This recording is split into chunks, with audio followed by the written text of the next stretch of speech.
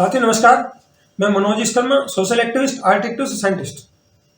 साथियों अभी आपने देखा होगा हरियाणा में एक additional director general of police ADGP भाई पुनीत कुमार हैं, उन्होंने सुसाइड किया है। और एडीजीपी बड़ी पोस्ट होती है भाई साहब, एडीजीपी लेवल का बंदा उसको सुसाइड करना पड़ रहा है, बहुत ही खतरनाक सिचुएशन है। उनकी वाई भी आईएएस है। मैंने उनका सारा प्रोफाइल पढ़ा तो उनका मुझे पता चला कि वो एससी कम्युनिटी से बिलोंग करते थे। जो जमीन से उठा तो उसकी मानसिकता होती है यार गलत हो रहा है, उसका विरोध करना चाहिए। तो उन्होंने जो वाहियात की जो वेस्टेज होती है डिपार्टमेंट में उसके खिलाफ आवाज़ उठाई, अन्य अत्याचार और उसके खिलाफ आवाज़ उठाई। चुनाव में जो घपले करे इन्होंने अपने जो सेटिंग वाले ऑफिसर लगाए उनके खिलाफ लिखा। उन्होंने आईपीएस ऑफिसर्स को 2 मकान मिलते हैं उसके खिलाफ कोर्ट केस डाला, पॉलिसी बदली।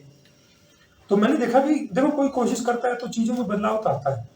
जो ताकतवर जातियां हैं जिनमें ब्राह्मण बनिए, जाट, ठाकुर, जो यादव भी आ गई, यादव भी ताकतवर कम्युनिटी आ गई। तो ये ज़्यादातर क्या करते हैं कि कोई भी बंदा अगर कमजोर तबके से अगर अन्याय के खिलाफ आवाज उठा तो सारे मिल जाते हैं, एक हो जाते हैं। और इनकी एकता इतनी वो हो जाती है कि किसी भी कीमत पर उस बंदे को परेशान कर ले सारे हर हथकंडा अपनाते हैं। इसीलिए उन्होंने सुसाइड नोट में 12 आईपीएस ऑफिसर्स के नाम लिखे हैं, जिसमें डीजीपी से लेकर रोहतक का एसपी और कई लोग शामिल हैं। तो ये जो सुसाइड जैसा कदम उठाना पड़ा, इसके पीछे जो मुझे समझ में आता है वो बंदा एक्टिविस्ट था, तो पैसे खाने वाला तो था ही। जो बंदा न्याय के खिलाफ आवाज उठाएगा, अगर वो होता है खाने पीने वाला होता तो उसको कभी भी निपटा दिया जाता किसी भी तरीके से। अब उन्होंने किया कि अन्याय के खिलाफ आवाज उठाई, होने लग गया तो ये सारे इकट्ठे होकर इन्होंने देखा भी इसको निपटाया जाए, कैसे निपटाया जाए। तो उन्होंने गनमैन से कॉन्फिडेंस ले गए और ये किसी बंदे से वीडियो बनवा कहते जी गनमैन ने मेरे से 2.5 लाख मांगे और इस ऑफिसर के लिए मांगे।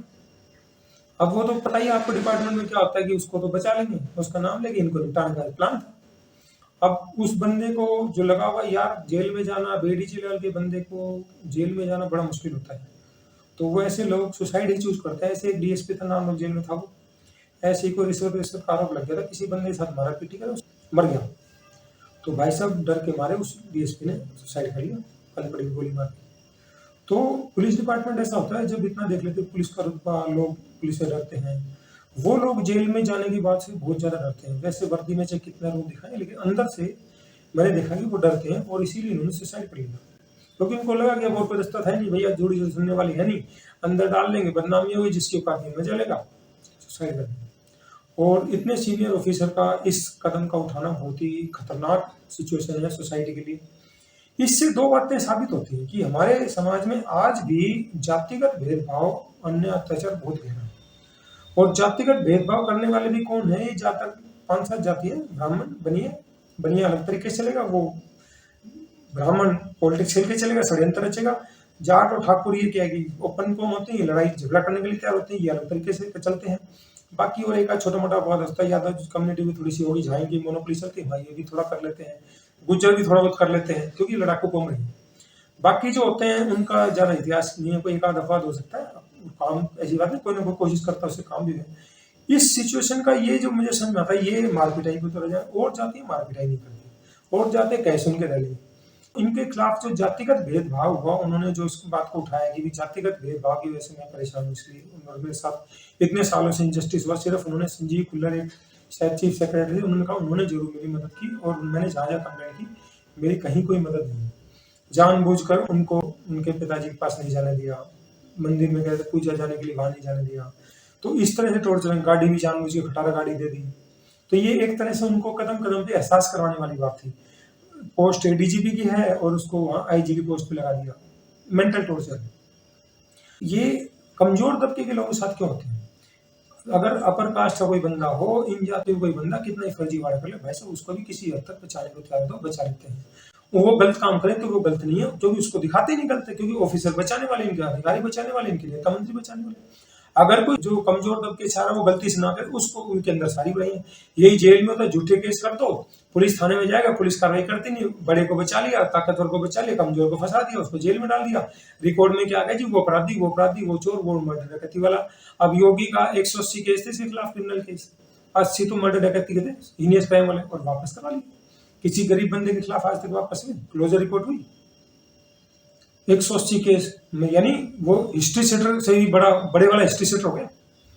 तो सोचो कितना, यही जेलों में होता है। जेलों में 80% लोग वीकर सेक्शन के, क्योंकि उनके पास कोई जमानत नहीं, उनके पास कोई पैसे देने वाला नहीं था, उनकी सिफारिश नहीं थी, उनको अंदर डाल दिया। अगर बनिया ब्राह्मण हो या जाट ठाकुर हो, मर्डर डकैती कर दे, उसको फटाफट दिखा दे इंक्वायरी में, चल फटाफट निकाल दे। पहली बात तो केस नहीं बनेगा, केस बन गया तो भी इसको बचा देंगे।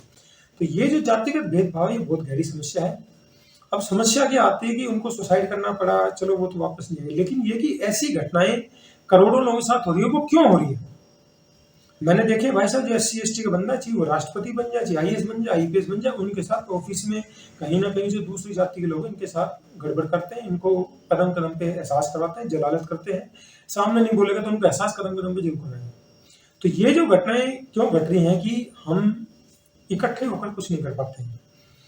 क्या होता है, मैंने एक बायोलॉजी ऑफ बिलीफ एक बुक पढ़ी थी, उसमें ब्रूस C लिप्टन है, वो ये कहता है कि जो चीज हम लंबे समय तक अच्छी या बुरी करते हैं, जिन माहौल में रहते हैं, जिस तरह की आदतें होती है, वो हमारे जीन तक चली जाती है। यानी कोई बंदा शोषण होता रहा, उसका लगातार बहुत सालों तक होता रहा, तो भाई साहब वो कई पीढ़ियों से डर बैठ गया, वो बंदा निडर काम बहुत कम कर पाएगा। अब निडर एक आध कोई करेगा, अपवाद होगा, अपवाद तो होता ही कोई ना कोई करने वाला, तो उसको दबाने के लिए सारे लोग, ये जो अपर कास्ट के सारे इकट्ठे हो जाते हैं उसको दबाने के लिए, बोले कुछ भी करें हम आपस में, लेकिन इसको मत उभरने दो, सारी ताकत वहां थी। ऐसी बात नहीं करने का। रजत कलसन एक वो वकील थे अपने हांसी वाले, उन्होंने SC ST कम्युनिटी के लिए कितने सारे काम करे।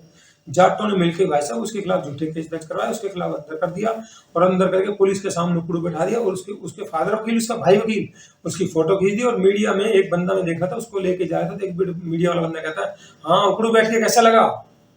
तो इसका मतलब क्या है, वो कौन लोग थे? जाट स्पेशल मीटिंग कर रहे हैं। उसका एक केस में बेल मिली तो दूसरे केस में उठा लिया, उसको बाद बेल मिली। लेकिन क्या है कि अत्याचार ठीक है, अत्याचार बस सहन करे, लेकिन उसके बावजूद ताकत बढ़ी। लेकिन ऐसा कमजोर तबके के साथ क्यों हो रहा है? और एक नहीं, करोड़ों लोगों के साथ हो। जो बंदा अन्याय अत्याचार के खिलाफ उठाए, कमजोर दबेगा, तो उसको कुचलने के लिए सारी ताकत एक हो जाती है। उनको झूठे केसों में सजा सुना दी जाती है जिसमें सबूत ही नहीं है, और जो इनके होते हैं उनको हर तरीके से बचा लिया जाता है, उनके खिलाफ सबूत हो तो भी बचा लिया जाता है। तो बहुत गहरा षड्यंत्र है। अब इसमें क्या है कि इसका समाधान कैसे होगा? समाधान ये होगा भाई साहब, आपके पड़ोसी के साथ, आपके जानकार विस्तार के साथ, और आप कैसी हालत में आप इकट्ठे होना शुरू कर दो, और इकट्ठे होने से ही कुछ होगा। अन्याय सहना पाप है, अत्याचार करने से बुरा पाप है। जब तक हम इकट्ठे नहीं होंगे, जब तक कुछ नहीं होने वाला। और इनकी सबसे ज्यादा हिम्मत जो बढ़ाई है SC ST कम्युनिटी, तो फिर भी थोड़ी यही होगी कि उन्हें अत्याचार, भेदभाव, छुआछूत देखी है। OBC वालों ने सारा खेल बिगाड़ा। पॉपुलेशन 52%, जितना भी सत्ता का सुख भोग रही है ये अपर कास्ट वाली जाते हैं, सारी OBC की वजह से भोग रही है। ये बटावा है, इसको धर्म के नाम पर उलझाए रखा, ये उलझाए रखा, उनको अपनी ताकत का एहसास नहीं है। वो काम कर रहे हैं, दूसरों के लिए कर रहे हैं, अपने खुद का काम कर नहीं पाए। तो जब 3 तरीके से कमजोर किया था आदमी को, एक तो मानसिक रूप से, एक शारीरिक रूप से, एक उसको आर्थिक रूप से। अगर हम इन लोगों को आर्थिक रूप से कमजोर करना शुरू कर दें, ये पैसा कमाने वाले जो कौम है, जो अपने आप को कहते हैं तो व्यापारी कौम, उनकी आप कमर तोड़ दो, उनसे सामान ना खरीद के अपने लोगों से खरीदो। आपने हर घर में फोन है, फोन रिचार्ज करवाते हो भाई साहब, आपके घर में 4-4, 5-5 फोन होते हैं, आप रिचार्ज करवाना अपने बंदे से करवाओ ना। हर शहर में, हर कस्बे में, हर बिरादरी की धर्मशाला है। इसमें तो कुछ करना है, अपने समाज के लोगों की मीटिंग होती है, वहां लोगों के घर होते हैं भाई साहब, अपने एक बंदे का नंबर दे दो, कोई भी बंदा काम कर ले, इसमें किसी ऑफिस की जरूरत नहीं। आप अपने बंदे से रिचार्ज कराओ ना, एक बंदे को रोजगार मिलेगा।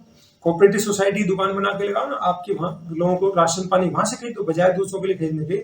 उसमें क्या नॉन स्टॉप इफेक्ट पे भी बचे हुए, तो कुछ लोगों को रोजगार मिलेगा, और हर बंदे के घर में 500, 700, 1500 की रुपए की बचत होगी। उस बचत को आप इन्वेस्ट करो, तो आप भी एक दिन ताकतवर बनोगे।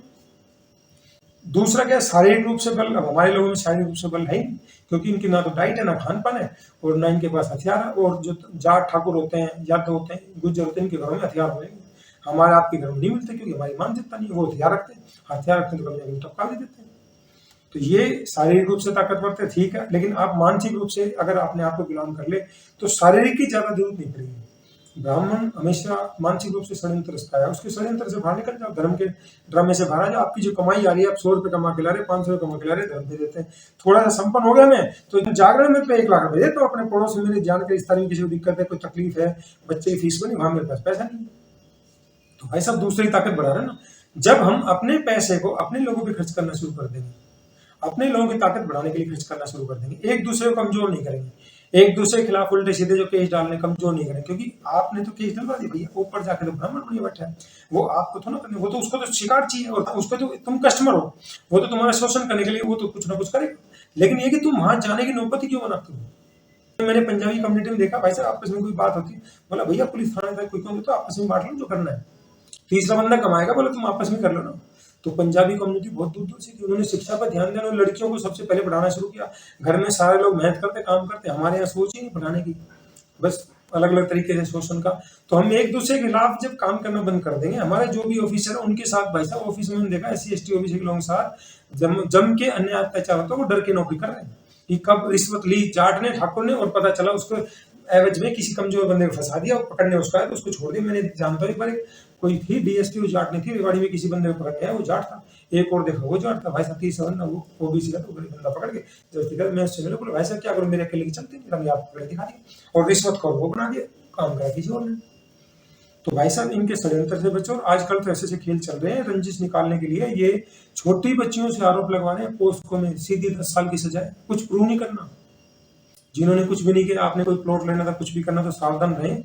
ये पोस्को वाला गेम बड़ा खतरनाक है। और लोग ये जो आपस में सरपंच प्रधान होते हैं, जिनको अवैध वसूली करने की आदत होती है, जिनको वकीलों के साथ बैठ के उनको अवैध वसूली का तरीका पता चल गया, पुलिस हो गई, वकील हो गई, यही उल्टे सीधे काम करवाते हैं औरतों को आगे करके। तो इससे बच के रहे, ये बहुत खतरनाक खेल है। और इसमें गरीब तबके कोई मारा था, जिन्होंने कुछ नहीं किया उनको पोस्को के केस में डाल देते हैं। तो ये बहुत खतरनाक साजिश चल रही है। तो आप इन घटनाओं से सीख लें कि आईपीएस लेवल के बंदे को सुसाइड करना पड़ता है। तो एससी, एसटी, ओबीसी की हालत, ओबीसी तो बोलने लायक नहीं बचा, एससी, एसटी तो चलो विरोध तो कर रहा है, कम से कम हर शहर में धरना प्रदर्शन तो करने वाले लोग आ गए। ओबीसी वाले कुछ नहीं समझे। ओबीसी वालों को इनसे सीख लेनी चाहिए, तुम्हारे साथ, तुम्हारे करोड़ों लोगों के साथ ऐसे हो रहा है और तुम चुपचाप सोए हो। एससी, एसटी वालों से कुछ सीख लो, जब तुम्हारी औकात बढ़ेगी। नहीं तो लोग ऐसे ही मजे लेंगे तुम्हारे और तुम्हारे बच्चों के मजे लेंगे, तुम्हें आगे बढ़ने ही देंगे। तुम्हारा रिजर्वेशन था ये खा गया अपर कास्ट वाले, तुम्हें बेवकूफ बना बना के ऊपर से जो थोड़ा बहुत कमा रहे हैं वो तुम्हें धर्म के नाम पे खर्च करवा रहे हैं। तो साथियों, मेरा जो इस वीडियो को बनाने का प्रयास है कि आप इस मुद्दे की गहराई को समझें कि हमारे लोगों के साथ अन्याय और अत्याचार क्यों हो रहा है, करने वाले कौन है और वो क्यों कर रहे हैं। आपके कोई भी सजेशन हो इस बारे में हमें अवगत जरूर कराएं। आपको हमारी वीडियो में कोई कमी लगती है, इंप्रूवमेंट लगता है, सजेशन लगता है, आप हमें कमेंट सेक्शन में जाकर जरूर बताएं, ताकि भविष्य में हम जो भी जानकारी लेकर आपको बेहतर से बेहतर जानकारी दे सके। धन्यवाद, जय हिंद।